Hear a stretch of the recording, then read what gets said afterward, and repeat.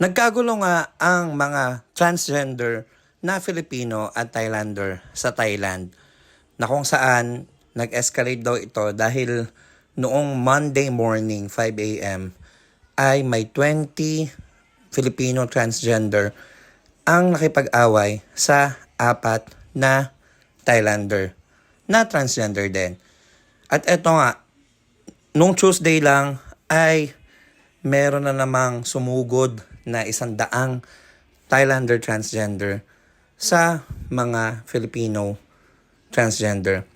Pero ang napuruhan ay hindi naman kasama sa away at napagkamalan lang. Talaga namang kawawa itong napuruhan at nabugbog dahil tila ba sinalo niya lahat ng mga sipa, suntok na hindi naman para sa kanya. Ayon kay Ivy, siya daw ay nagutom lang at umorder ng Grab food. Pagbaba daw niya ay tinuro siya ng isa sa mga transgender. At yun na nga, hinabol na ito ng napakaraming Thailander na transgender.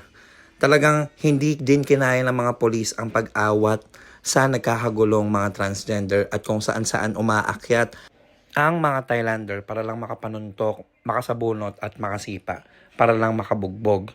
Anyway, asa kaya yung mga Filipino transgender na nakipag-away nung Lunes? At sino kaya sa kanila ang nauna talaga? Sabi nila, ito daw ay tungkol sa pag-iiringan in between Thailander at Filipino transgender, lalo na sa mga teritoryo.